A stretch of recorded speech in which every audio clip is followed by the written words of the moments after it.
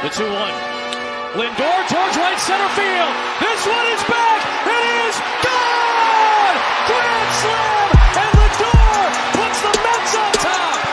The biggest swing of the season for New York. 3-second differential. Shot clock, game clock. Shot clock down to 5. Here's Towns from 3. It's gone! Karl Anthony Towns with the dagger. 3-point field goal. Knicks regain their composure. Towns, deep 3-ball with the switch.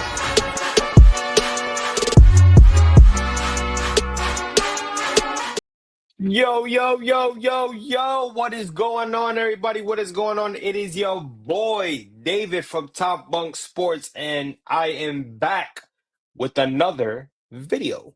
Controversial video at that, because a new article came out from Stefan, Bondy, the Knicks writer, and it's got a lot of people talking because Mikal Bridges basically put or said certain things that got people saying that he's soft and that he's not that guy. Now, before I get into that, right, I just want to apologize to those that follow me and those that watch my videos. I haven't really been posting that much, been taking care of personal things.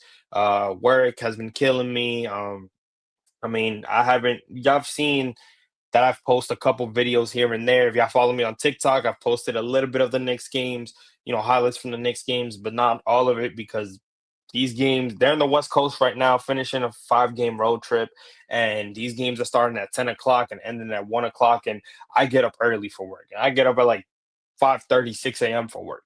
So I'll be dozing off. I'll be going straight to bed.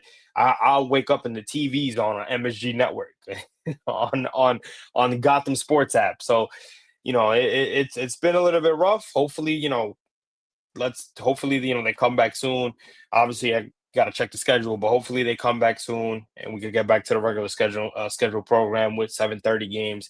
And, I could be more consistent on that. But, I wanted to just talk about the Knicks a little bit, obviously, with me kind of not posting any videos for a while, right? I wanted to talk a little bit about the Knicks and talk about this thing with Mikal Bridges. Now, as you see the picture here, right, on the Jumbotron, that's going to be the thumbnail for this video when I post it on YouTube. But obviously, with the title I put is Mikal Bridges making excuses, right?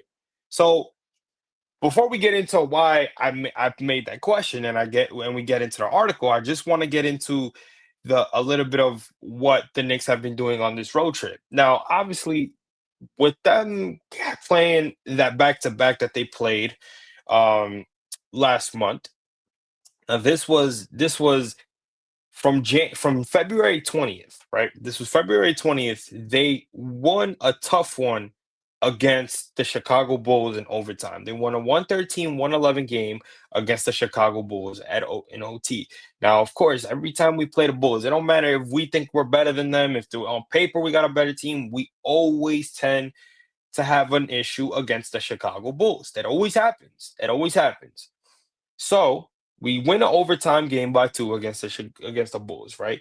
And to us, we're saying, yo, maybe this game is going to give us a spark to actually play some aggressive, smart ball against the Cleveland Cavaliers, who are dominating the Eastern Conference right now. We were wrong. We got blown the hell out, and it just didn't work. Now, then you're going into the 23rd of February, where we got to play a Sunday matchup against the Boston Celtics again, especially after we had just played them that same month in February 8th at the Garden, at Madison Square for that matter, and we got blown out. So you get blown out by the Celtics at home, then you got to play them at their home at the end of the month, and we got blown out, but it wasn't blown out like the entire game. We were just getting our ass cooked. In the first and second quarter, it just looked like it was going to be one of those terrible, terrible games. We were going to get stomped. Third quarter, Jalen Brunson brings us back in the game, and this whole team, now you're seeing a whole different team, right? Jalen Brunson likes to spark. This team at one point found themselves down by 4, right? They found themselves down by 4, but they just could never recover. Defensively, we just suck. We can't guard the perimeter well. And this is a team in the Boston Celtics that shoot a lot of threes. Everybody, it doesn't. Porzingis, Al Horford, just Jason Tatum, Jaylen Brown. They got fucking Derek White. They got a whole bunch of guys, bro. Peyton Pritchard, who shoots the three like crazy. Like the guys are just that's their how do I say it? That's their best weapon per se when it comes to when it comes to just playing basketball. Like they can attack and they could break you down. They could break you down and break the defenders down and get past them or whatever. But when they're shooting the three and they're shooting at it at a high percentage, you're done because if you can't defend the perimeter, there's no way to escape that. There's really no way to escape that. So you can't play zone against them. And then when you can't stay in front of your man, you play man-to-man defense, they're just going to kill you in many different ways. That's what makes them good. That's what makes them a championship team. They might win it this year again. They might go back to back. And again, you're seeing it. So you have that. The Knicks finally, find their groove a little bit. They get 2 days off after that. They play the 26th at home against Philly. Obviously, that one was a rough one, even though they led for most of the way. They kind of let Philly come back, but they won. They won by 5, right? Then they go into to Memphis, and that one was a back and forth, but they won by 1, right? With the OG Anunoby's left wing three to seal the game. And then right after that, right? Right after that, you play, if I'm not mistaken, this was the Heat. You win in overtime, 116 to 112 against the Heat. Then you got to play the Warriors. And with the Warriors game, it was kind of, they were going back and forth. But in the third quarter, they kind of they were up by 10 at one point. But in that second half, they couldn't get nothing going defensively.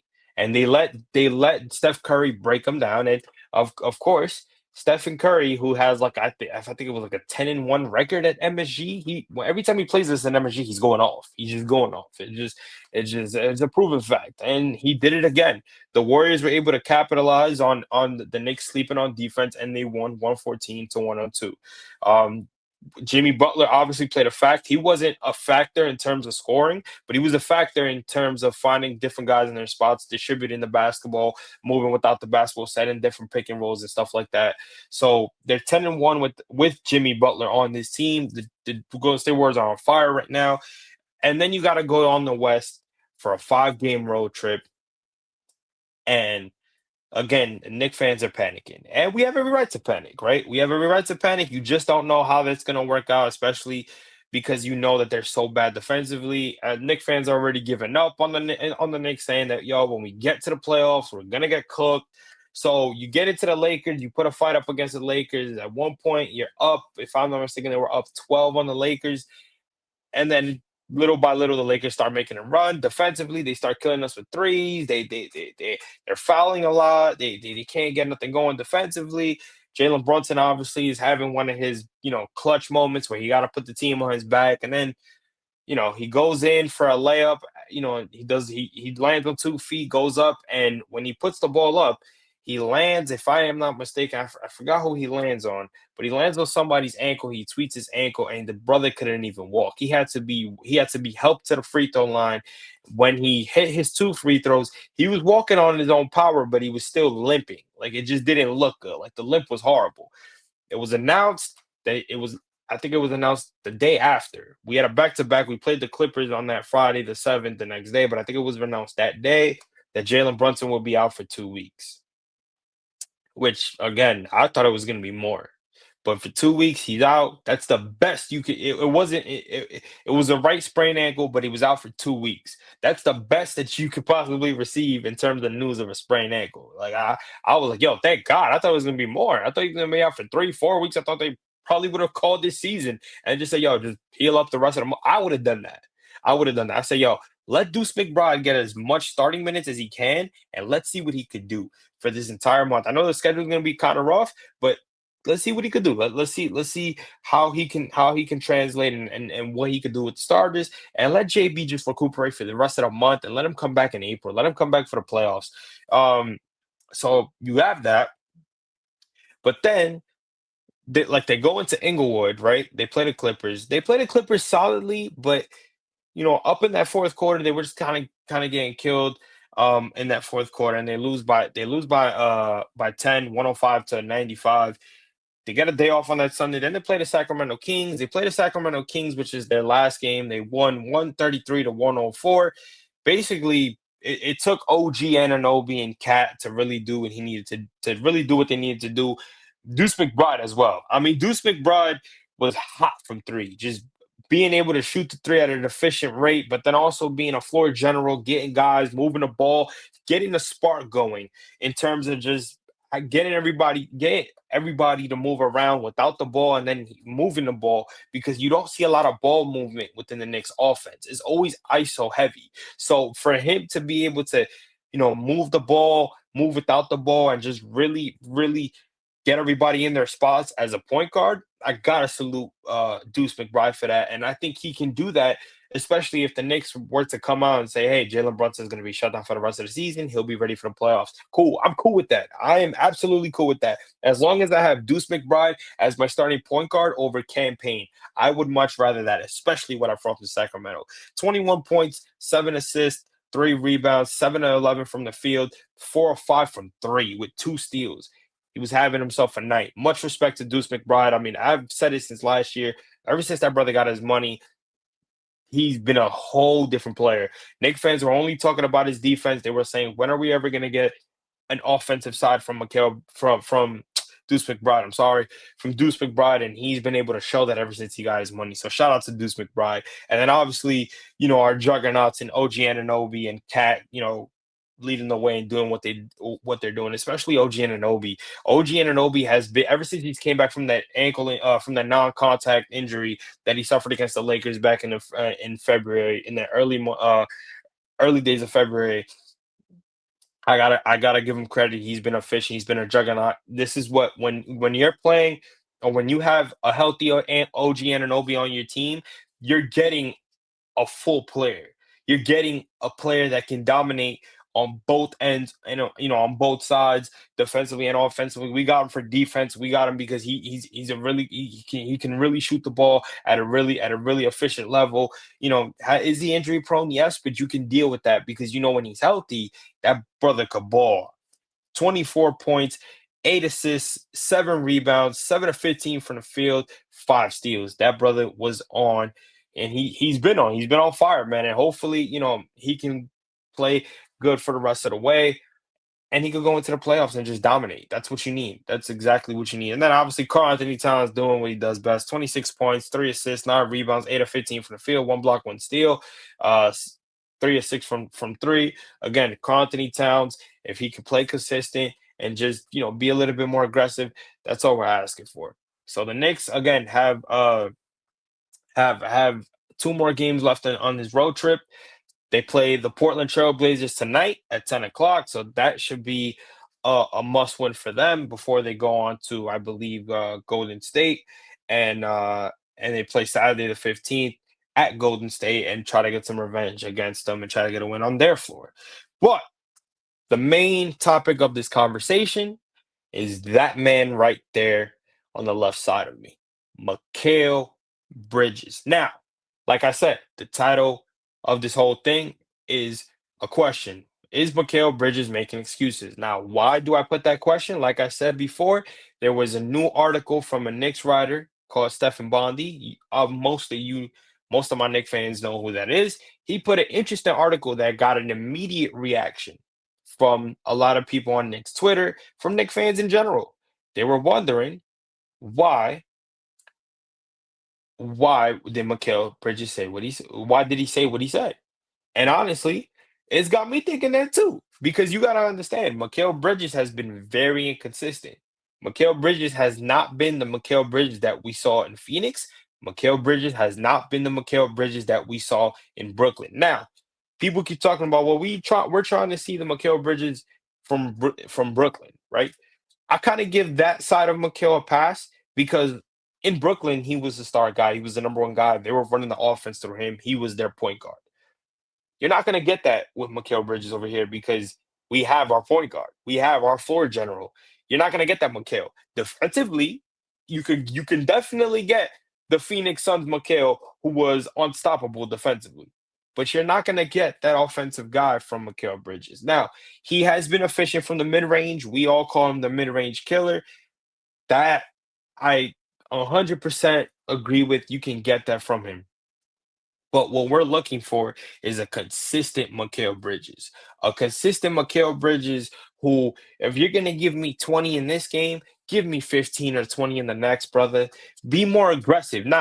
Forget about the amount of points he's scoring. Be an aggressive Mikal Bridges, bro. Stop trying to shy away from contact. This is why people are calling you soft. This is why they're calling you pussy. Excuse my language, but this is why they're calling you that. Because you tend to not try to go out there and create contact. Jalen Brunson could do it. Everybody else on the fucking team does it, but you. And that's an issue for me. That's an issue for everybody because sometimes your mid range is not going to be there, bro. There's going to be games where your mid ranges are not going to fall. But you, as a basketball player, yo, if my threes are not falling, if my jumper's not falling, I'm gonna go out there and I'm gonna try to create some contact and I'm gonna try to go to the line. He barely goes to the line. Mikal Bridges, there's a good narrative on why they're calling him soft. And this article from Stefan Bondy is probably proven that. Now, I'm gonna read the article with you guys because I have not read the article, but from what I've seen from Knicks Twitter and from what I've seen from everybody else that I know personally that talk about the Knicks, they have said that this article is making him look trash. They're saying that maybe he's taking a hit for the rest of his players. But when this is coming from a guy that has already been labeled soft, it's not a good look. It doesn't help. So let's read the article here. I'm gonna put it up on the Jumbotron real quick. So just give me a second, guys. Appreciate you.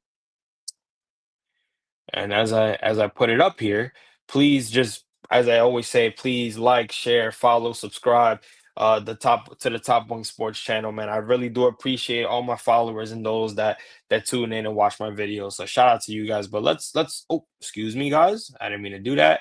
Let's read the article. All right, guys. So it's there. All right, cool. Let's go into it. All right, so article by Stefan Bondy. The title is Why Mikal Bridges Asked Tom Thibodeau to Play Knicks Starters Fewer Minutes.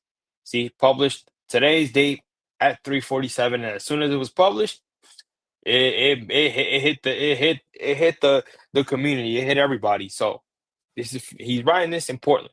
Mikal Bridges asked Tom Thibodeau to back off a bit on the starter minutes because the bench deserves more. Quotes from Mikal Bridges. Sometimes it's not fun on the body, Bridges said. You'll want that as a coach, but also talk to him a little bit, knowing that we've got a good enough team to where our bench guys can come in and we don't need to play 48 minutes, 47. We've got a lot of good guys on this team that can take away minutes, which helps the defense, helps the offense, helps tired bodies being out there and giving up all these points. It helps just keeping fresh bodies out there. Bridges said Tom Thibodeau was receptive, but sometimes I just think he just gets in his way. I think he's not arguing it. Sometimes I think he just gets in his way and he gets locked in. He just wants to keep the guys out there, Bridges said. Sometimes you got to tell them, like Landry Shamet, for example, or somebody, keep them out there. They're playing well. That's pretty much, actually, no, it says Bridges is the poster player for durability with NBA's longest consecutive game streaks and this season's leaders in total minutes. But the 28-year-old said the workload isn't easy. Now, obviously, with this question, I'm not gonna, answer it here, but that's a good question. Do you agree with Mikal Bridges?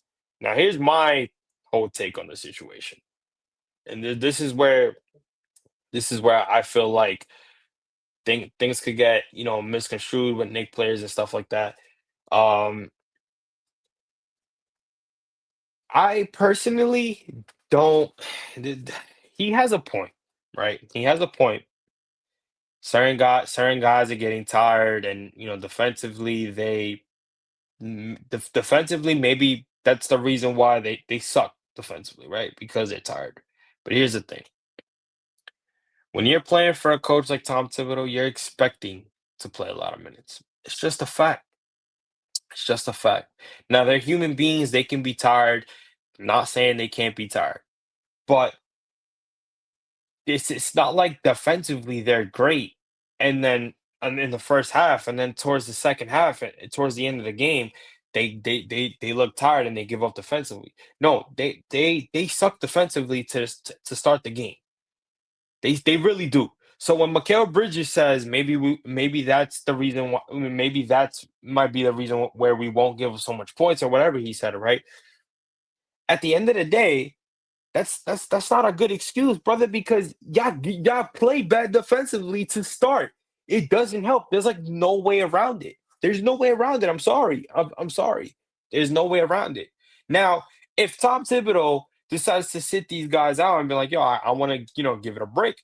Cool. That's cool. Fresh bodies come in for the playoffs, whatever. Cool. If that's what you want to do in March, that's cool. But that's not Tom Thibodeau. That's not Tom Thibodeau. I'm not gonna make an excuse for the guy, but that's not him. That's not him. They asked him a couple days ago, "Hey, do you think about resting certain guys or whatever?" He goes, "No, I go into every game and I want to win every game." That's just him. He's always been that coach. It goes back to his days in Chicago. It goes back to his days in Minnesota. That's always been him. So why is he gonna change? Why is he gonna change? The thing about this whole thing is not you could take away the fact that what Mikal Bridges said is right, is wrong. It doesn't matter if what he said was right or what he said was wrong. At the end of the day, brother, what you said, right? What you said is kind of interesting because it's coming from a guy who plays like he's soft. We have another guy who a lot of people say plays like he's soft. That's Karl Anthony Towns. But Mikal Bridges, when you need an aggressive Mikal Bridges like you saw in Sacramento, we don't get that every night. We don't. We don't get that every game. So this is coming from a guy that is doing the complete opposite. Is doing is he's not aggressive. He's playing soft. He's playing soft. So again, it listen, this is the NBA, man. This is the NBA. You're gonna get a lot of guys who basically say, "Yo, he needs to be more aggressive. He needs to play better." I don't want to hear that shit. I don't want to hear that shit. If it was anybody else, Josh Hart, Jalen Brunson, maybe Cat, depending on how much of a leeway Knick fans give him, they'd probably be like, "Okay, cool, whatever." But because it's not him, because it's not them, because it's Mikal Bridges, the one guy that everybody's crucifying, the one guy that they said, "Damn, we gave up 5 first-round picks for him," which, by the way, a lot of Knicks fans have told me that I should shut the fuck up about that shit, but I have a reason to gripe about that. I gave up 5 first-round picks that I could have used on somebody else that would have been more important, like another superstar, right? To get him here to pair up with my captain who's trying to get us to win it, who's trying to get us to the promised land and win the chip. But we want to use it on Mikal Bridges. Why? Because Mikal Bridges is a Nova boy, and and we just want to accommodate our captain, which is fine, which is cool. But again, you don't gotta accommodate him in that way. Go get him somebody better. So you get a defensive player in Mikal Bridges who you're like, yo, he's defensively, he's fucking great. Him and OG Anunoby, that's a wing stop. They started calling him wing stop. We haven't got that other side of the wing, brother. We haven't got that other side of that Mikal Bridges that we saw in Phoenix. We haven't gotten that. We haven't gotten that, man. We have not gotten that. And makes people question, yo, is he soft? So when articles like this from Stefan Bondy come out and it's like, oh, you tired? You tired? Yeah, you play every night. You play every night, bro. You play every night. So then it's like when it comes to the playoffs and he's playing y'all heavy minutes, what's the excuse? What's the excuse? You know what I'm saying? So again, I understand what Mikal Bridges is saying. But bro, you play every night. You play every night, dude. And you don't seem tired. You don't seem tired. You playing almost every night. You lead the league in minutes. You lead the league in minutes. At any moment in time, you could tell Tom Thibodeau, yo, I feel a little bit tired. I feel a little bit sore. Can I sit out this game? You have not. You have not. And that's my thing. Then he talks about, maybe if we play some of the younger guys and give the starters a little bit of a rest, we wouldn't be giving up so much points. You guys do it in the beginning of the game anyways when y'all fresh. So there's no excuse for it. You're just horrible defensively. You're bad defensively. So it doesn't it there's no excuse for it. When it comes to Mikal Bridges has not lived up to the end of his bargain. He is not. So when people tell me, yo, Bunk, you got to stop talking about the 5 picks, I have every right to talk about the 5 picks. Those 5 picks are important. Every draft pick is important that you have in your organization. It doesn't matter where you are record wise, it doesn't matter where you're ranked in your conference. Every pick is important. So when I got to give up five first round picks for a guy who, again, we all saw what he was doing in Brooklyn, even though it's a different situation. We all saw what he was doing in Phoenix when it's the same situation. We said, yo, him and OG Anunoby, yo, that's going to be a monster duel defensively. We haven't got that other side, man. We haven't got that other side. Yes, OG Anunoby has been hurt, but you want to know something? When he's not hurt and when he's healthy, he's been delivering. He's been delivering. So when articles like this come out from Stefan Bondy and we hear that, there's a certain part of me that's like, I understand what he's saying, but I can't give you leeway, brother, when every night you look like you're energized. Every night you play. You don't make excuses. You don't make excuses. I'd much rather hear Mikal Bridges tell Tom Thibodeau, yo, I'm sore. I'm a bit tired. Can I just sit for this one game? I'm fine with that, brother. I'm fine with that. But you want to know something? If you were gonna come on and say this on an article, it should have been back in fucking December when you were 2 months in and you knew what Tom Thibodeau was doing. Because it's not like he just heavied up on the minutes now. He's been doing that since the season started. If this article would have came out in December, maybe he would have gotten a pass. But he's not getting a pass now because it's March. It's March. We're a month away from the playoffs, where Tom Thibodeau is going to start playing you more heavy minutes because it's the playoffs. So now it's like, yo, what's the excuse? So if this was Josh Hart was asked this question similarly last year. Josh Hart was like, "Yo, I'm here to play fucking basketball. I'm not playing under Tom Thibodeau. If Tom Thibodeau wants me out there, I'm out there. I'm not making no excuses. Why can't it be the same thing from you? At least Josh Hart is playing well. At least Josh Hart is racking up a double almost every game. Guys playing hard on defense. Guys playing hard on offense. He's helping Jalen Brunson out, grabbing every rebound that he can. Josh Hart is doing what he needs to do. Mikal Bridges, we're still trying to find out where you at, brother. So when articles come out like this, it's not a good look. It's not a good look. And again, I'm saying this as a fan. And I'll be honest with you. I wish I would have did a video when the trade was announced. I was never a fan of Mikal Bridges being here. Why? It's not because of the player. It's not because of the person. I'm sure he seems like the nicest guy. I would love to have a conversation with Mikal Bridges. My thing with Mikal Bridges is that no, it's not even Mikal, excuse me. My thing is you gave up 5 first round picks, not because of who Mikal Bridges is. You gave up 5 first round picks to accommodate your captain, which is fine. But if you were gonna accommodate your captain and give up 5 first round picks, can I at least get somebody better?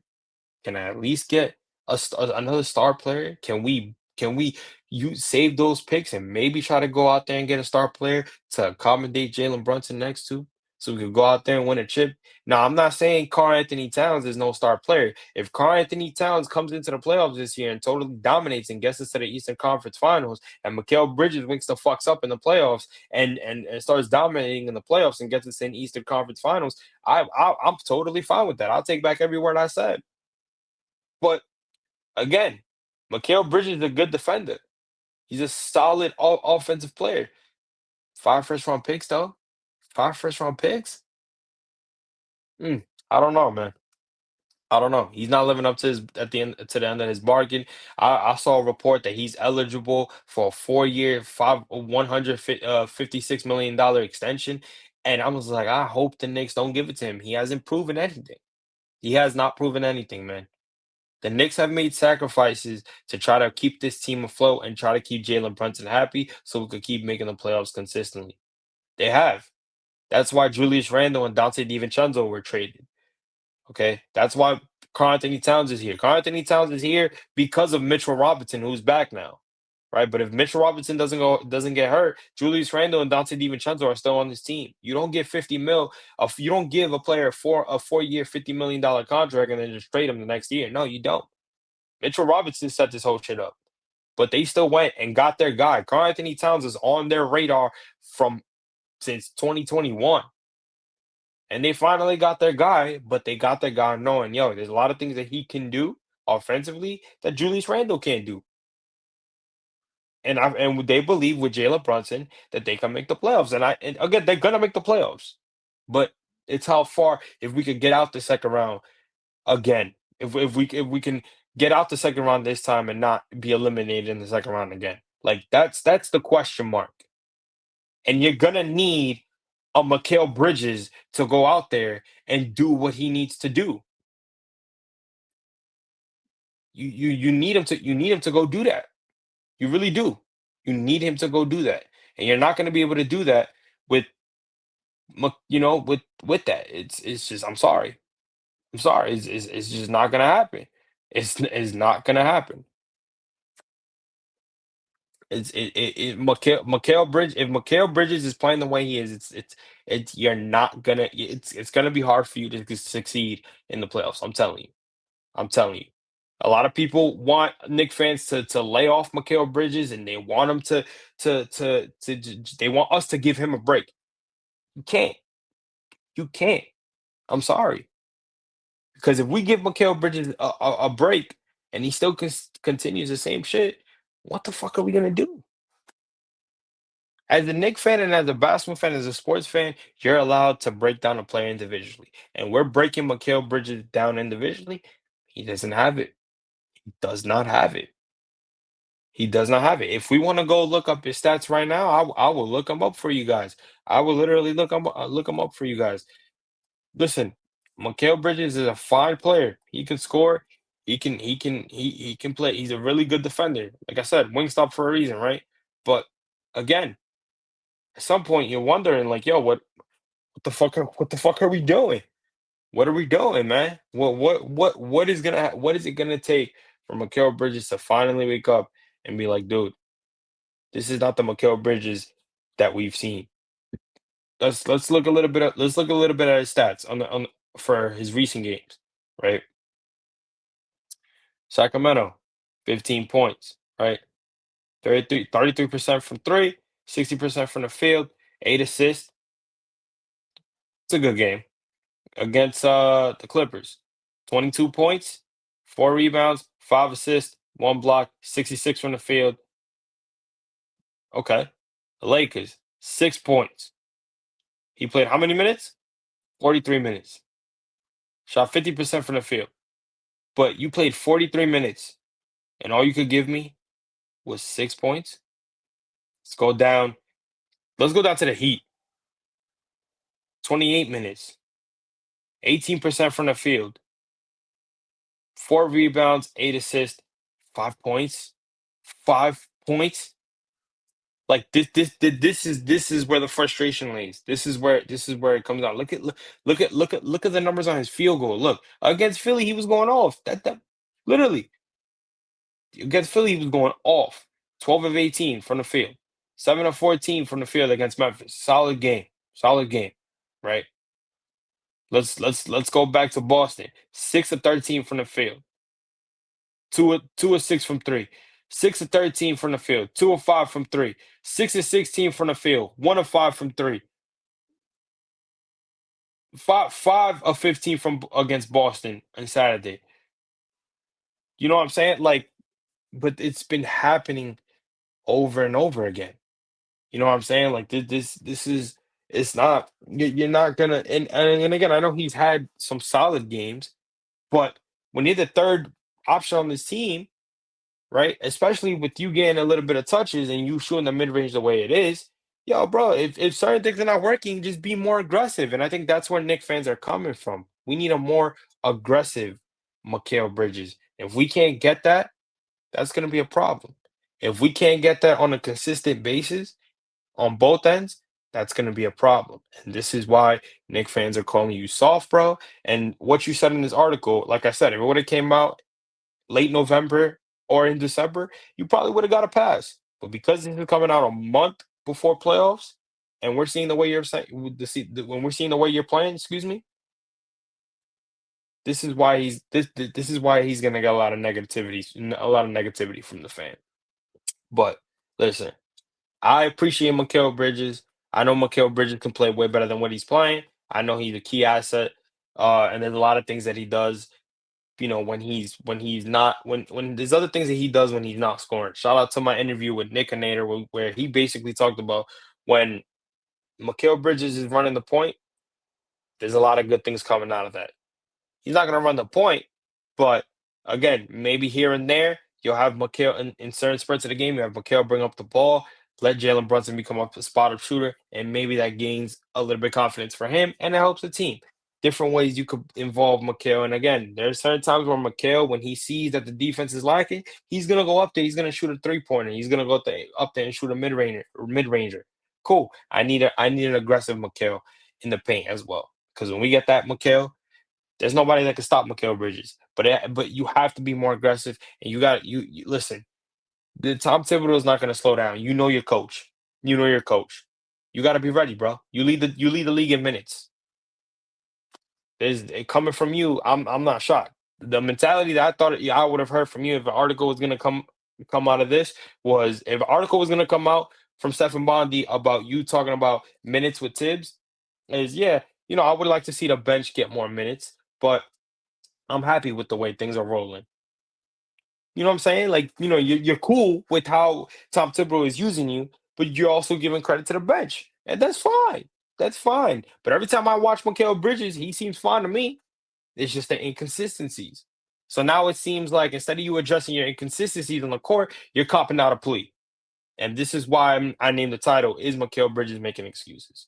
Because your play is up and down right now. And instead, it seems like you're waving a white flag and you need a break.